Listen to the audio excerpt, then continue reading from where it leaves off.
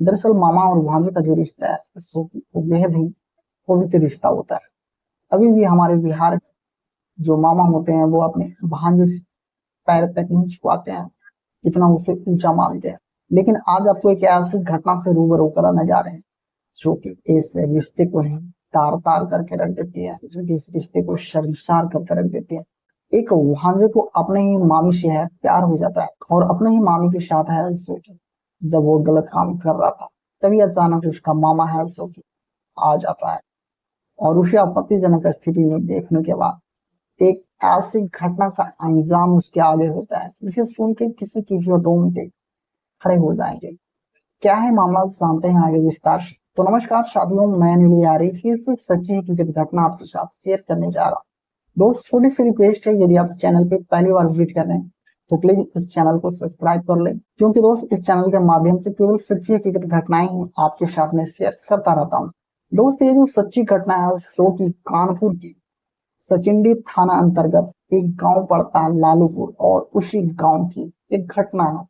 दरअसल यहीं का रहने वाला शिवेंद्र श्री होता है सो की काम करने के लिए है गुजरात जाता है। जब शिवेंद्र है 25 साल का हो जाता है तो उसका महीने का 15,000 रुपये वह कमाता था। उसके माता पिता होते हैं उसके शादी के लिए चिंता करने लगते हैं और शिवेंद्र को फोन करके शादी के लिए हमेशा बोलते थे कब शादी करोगे, परंतु शिवेंद्र होता है सो की बातों को टालते रहता। तभी एक दिन शिवेंद्र की मुलाकात है जो कि गाजियापुर लक्ष्मी से उसका मुलाकात होता है। उसके बाद धीरे धीरे उन दोनों के बीच बातें होने लगता है।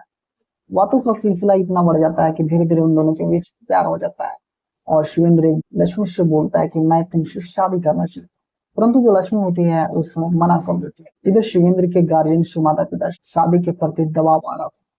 शिवेंद्र होता है जो कि कई बार है उसे मनाने का प्रयास करता है लक्ष्मी को। आखिर में शिवेंद्र होता है जो कि लक्ष्मी को शादी के लिए मना ही लेता है और उन दोनों है जो कि 2004 में शादी कर लेता है। शादी करने के बाद उनके 3 बच्चे भी हो जाते हैं, आनंद, रोहित और अंकित।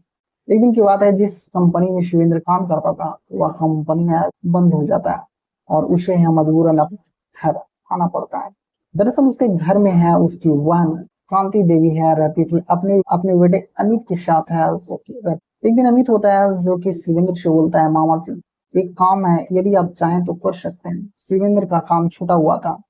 शिवेंद्र है जो कि उस काम को पकड़ लेता है और वहीं पे है एक रूम ले लेता है और उसी क्वार्टर में अपने बीवी बच्चों के साथ रहने लगता है। जो उसका भांजा अमित होता है वो भी है साथ में रहने लगता था। शिवेंद्र जब काम करने के लिए जाता था तो उसके बच्चों को है स्कूल पहुंचाना, सब्जी लाना, घर के छोटे मोटे काम में हाथ बटाना वो करता था। एक दिन की बात है, शिवेंद्र जिस कंपनी में काम करता था उस कंपनी से है फोन आ जाता है। शिवेंद्र फिर से है उस कंपनी में चला जाता है। तभी एक दिन वह घर पे आता है तो वह देखता है कि उसकी जो पत्नी लक्ष्मी है जो कि उसके भांजे के साथ पतिजनक स्थिति में है। वह देखता है तो उसकी पुनः खोलने लगता है। वो अपनी पत्नी को है काफी मारता पीटता है। फिर से वह है वही काम करने के लिए चला जाता है। उसे लगता है कि शायद अब है वह सुधर जाएगी। एक दिन वह दीपावली की छुट्टी में है अपना घर है आता है। तभी वह देखता है कि फिर से वह है उसकी पत्नी लक्ष्मी है जो कि उसके भांजे के साथ आपत्तिजनक स्थिति में है। उसे इतना बुरा लगता है, उसे इतना गुस्सा आता है कि वह काफी अपनी पत्नी को मारता पीटता है। इधर उसका भांजा अमित और शिवेंद्र की पत्नी लक्ष्मी होती है जो कि दोनों प्लान बनाने लगते हैं। मेरा पति है एक नहीं होने देगा तो इसके लिए क्यों न इसे रास्ते से ही हटा दिया जाए ताकि हम लोग हमेशा हमेशा के लिए जाए। उसके बाद एक ऐसी खौफनाक षड्यंत्र रचती है और उसका अंजाम देती है।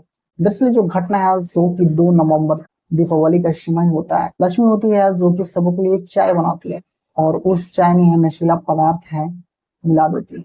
वो अपने बच्चों को भी पिला देती है ताकि कोई भी है होश में ना रहे। लेकिन उसका जो बड़ा वाला बेटा 12 साल का होता है वह जब चाय पीता है तो उसे अच्छा नहीं लगता उसका टेस्ट, तो उसे फेंक देता है और कमरे में सोने के लिए चला जाता है। परंतु उसकी माँ को लगता है सभी ने पी लिया है। तभी लक्ष्मी अपने भांजे के साथ आती है कि वहां जाते धारदार कुल्हाड़ी लाता है और लक्ष्मी होती है जो कि अपने पति का पैर कस के पकड़ती है। इधर शिवेंद्र होता है जो कि नशे से बेहोशी की हालत में होता है। तभी कुल्हाड़ी से है उसके गर्दन पर एक जोरदार तरीके से वार किया जाता है। शिवेंद्र की चीखें है निकल जाती है। तभी चीख की आवाज सुनकर वह 12 साल का लड़का वो सुनता है कि उसके पिता का है चीखने की आवाजें आ रही है। वो फटाक से रूम से कमरे से बाहर निकलता है।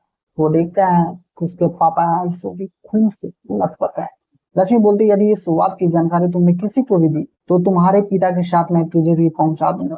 वह बच्चा होता है जो कि काफी डर जाता है, किसी को भी कुछ भी नहीं बताता। एक दिन की बात है, शिवेंद्र की जो बहन होती है कांति देवी, वह है फोन करता है शिवेंद्र के पास, परंतु उसका भाई का नंबर है जो कि बंद बताता है। फिर वो अपने भाभी लक्ष्मी के पास फोन लगाती है।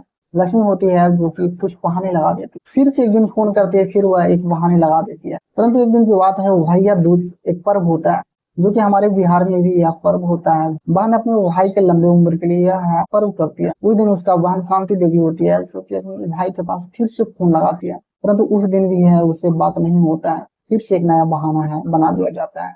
अब उसको लगने लगता है शायद दाल में कुछ काला है। उसके बाद वह फिर से है थाने पहुंच जाती है, और परंतु उसका थाने में है FIR कोई भी दर्ज करने के लिए तैयार नहीं होता है। उसके बाद कांति देवी होती है जो कि हार नहीं मानती और वह कोर्ट पहुंच जाती है, और कोर्ट में सारी बातों को अपनी रखती है। कोर्ट है जो कि थाने को आदेश देता है उसका FIR है जो लिखा जाए, उस पर कार्रवाई किया जाए, और 19 अगस्त 2025 को FIR है जो कि दर्ज होता है। उसके बाद प्रशासन होती है जो इस मामले को खंगालने लगता है, छानबीन करने लगता है। तभी शिवेंद्र के 12 साल के बेटे से पूछताछ करने के दरमियान वह है हकीकत बयां कर देता है। वह अपने आप को रोक नहीं पाता है और सारी घटना के बारे में एक एक करके बताता है कि कैसे उसके आंखों के सामने उसके पिता को जान से मार दिया। उन दोनों को है अरेस्ट कर लिया जाता है। उनसे पूछा जाता है कि जगह पे तुमने इस बॉडी को है दफन किया, वो जगह भी बताता है, और ये भी कहता है कि गड्ढे खंद के उसको बॉडी को वहां पे दफन कर दिया गया, और 10 किलो नमक है उसमें डाल दिया गया ताकि वह जल्दी से जल्दी गल जाए और किसी को पता ना लगे। लेकिन आखिर पुलिस होती है जो कि एक कड़ी को जोड़ते हुए अंतिम कड़ी तक पहुंच जाती है और इस घटना का पर्दाफाश कर ही देती है। दोस्त, इस घटना को शेयर करने के पीछे मेरा यह उद्देश्य नहीं था कि आपके मैं हृदय को मैं ठेस पहुंचाऊं, बल्कि आपको सचेत करना था, जागरूक करना था। दोस्त, फिर से मिलेंगे सच्ची हकीकत घटना के साथ। सब तक अपना ख्याल रखें। धन्यवाद। जय हिंद। वंदे मातरम।